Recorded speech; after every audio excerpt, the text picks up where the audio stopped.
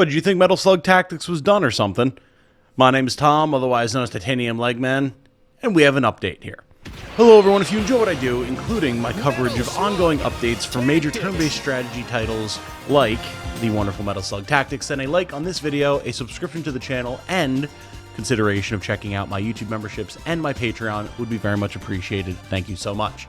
Everyone who supports the channel directly through those two methods makes it so much easier for me to continue doing what it is that I want to do and bringing the content to all of you that you love to see, even in times when I'm really sick and my voice sucks, which I'm only just now getting over. So thank you to everyone who continues to support the channel in that way. It means the world.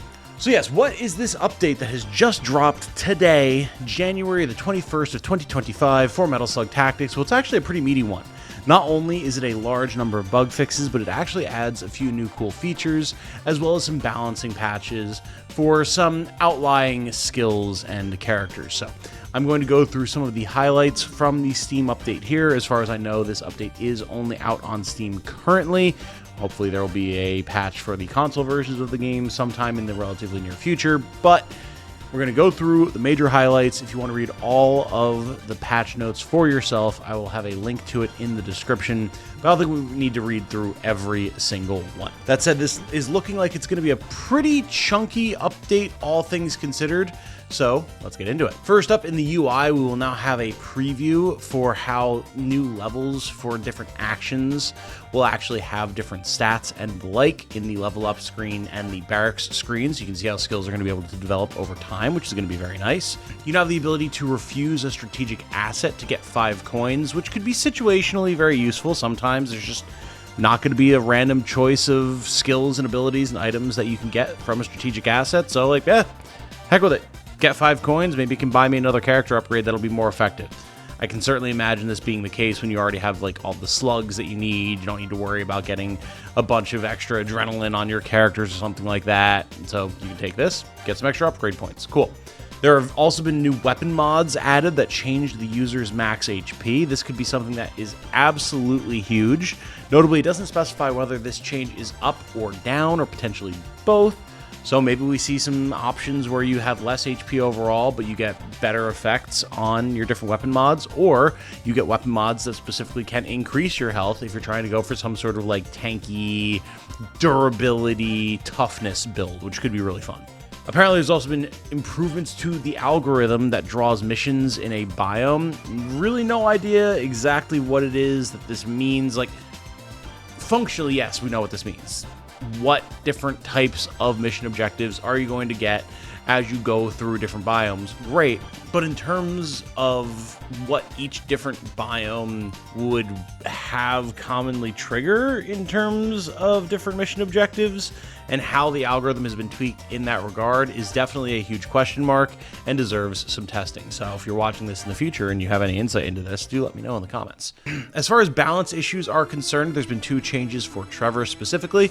His Flying Blade level 2 and level 3 now cost 3 adrenaline, and he can now target himself with Nano Shroud. So since Trevor is largely discussed as one of the stronger characters in Metal Slug Tactics, it makes sense that we could see some balancing tweaks to his skill set. Finally, we have all the bug fixes here, and this is going to be the meatiest part of the video. We'll go through and find the most interesting stuff. You will now no longer run into a situation where you have multiple weapon mods from the same upgrade chain when choosing a reward, which could always be annoying when that would happen. Trevor's Flying Blade skill sometimes didn't inflict damage when the target was too far, which is like obviously huge BS, right? Like if I use a skill that's supposed to deal damage, ideally I would like it to deal damage when I use it. So having that be a fix is kind of a huge deal. Trevor's jet lag had also been reducing special action costs by 2 instead of 1.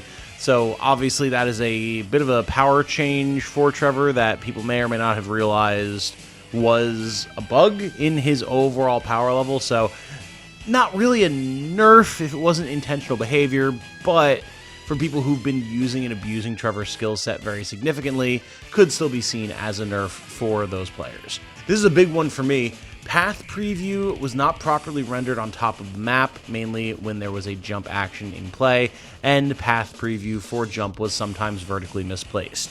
This is something that I encountered a lot, where I had a very clear one-tile jump from one vertically placed surface to another, And yet, for whatever reason, even though I either was clicking where visually I wanted my character to go, or I had my cursor where I wanted my character to go, but the cursor was being placed like lower on the map.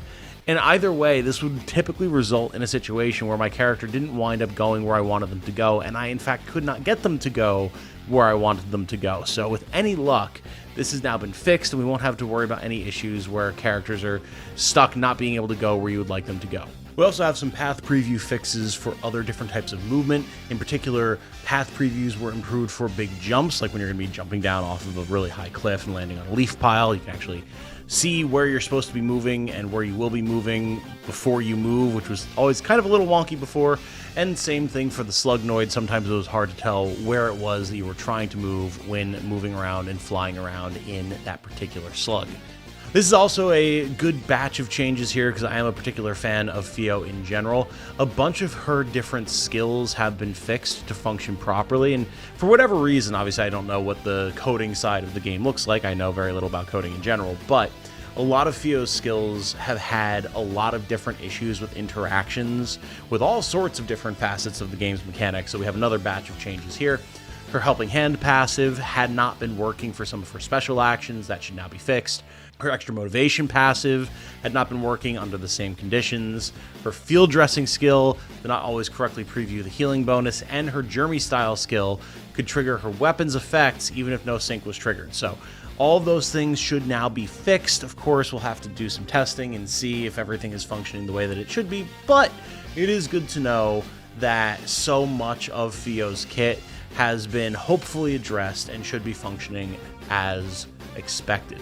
The Bronze skill has been changed in a couple of ways to address a couple of bugs. Its bonus can only be activated once per turn per unit, so no crazy stacking, which unfortunate, but fair enough. And its bonus wasn't able to be activated if the attack triggered a revenge hit, so nice to know that you can actually get the bonus there when and if that scenario occurs.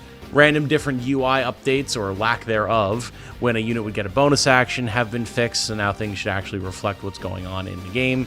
There was a bunch of fixes with Picar's boss fight as well, special effects changes that were not working as intended, different animations for her idols that again were not functioning properly. Some idols weren't respawning properly on reset turn, which obviously is going to massively affect the flow of the battle, and is something that I've personally experienced a couple of times. And now if you want to, you can fast forward through her introduction, which is like not a huge deal. It wasn't a particularly long form type of intro, but hey, you know, if you're really grinding out and you just don't care to see her show up and warp in a bunch of totems for the 50th time, hey, fair enough, now you can fast forward. Finally, this one's just kind of a funny one. They fixed Trevor's animations in the home base, and I know exactly what they're talking about there, because there was an animation where Trevor would put his foot up on the little like fence that he stands next to, right? And it would accidentally get like bent and knocked over, and he'd hurriedly push it back into place. But it was always funny because he would do that, but then the original placement of the fence would still exist. So it was less like he accidentally pushed it out of place, and more like he accidentally had shattered the realities of the world that he existed in and cloned a fence by simply putting his foot on it, which was really funny.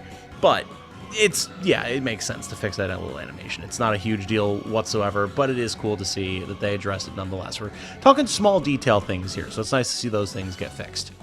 And that is the majority of the patch. As always, as the team says, if you encounter any other issues during your gameplay and require support, don't hesitate to contact us through the dedicated Steam forum or on their official Discord, both of which you can find linked in this Steam post, which again I have linked in the description as well. Very good to see that Metal Slug Tactics is still getting support, is still being updated. It's definitely a very cool game. It's a very strong entry for the strategy genre, and there's definitely things that it continues to need help with. Like, we have to see, okay, are there frame rate bug issues that are being fixed for consoles? Are there other kind of like weird, wishy-washy mechanical problems that kind of maybe are functioning the way they should be, maybe they aren't? And perhaps most importantly, are there other balance changes that can be made to certain bosses like Dragon Nosuke, who are kind of a huge pain in the ass in a kind of over-tuned way, I would say, compared to some of the other area bosses. But either way, good suite of changes here, and I'm excited to hear what you think about them as well. What other issues are you still having with the game that you haven't seen addressed here or in other patches? Do you think that some of these balance changes with Trevor are going to be a big game changer for him? And overall, how has your ongoing experience with Metal Slug Tactics been? Let me know all of that in the comments down below. I will chime in as well with where I'm at with the game. And of course, as always, thank you all so much for watching. My name has been Tom, otherwise known as Titanium Legman. I hope you all have a good night. Stay safe and healthy out there. And remember, be good to each other. Bye now.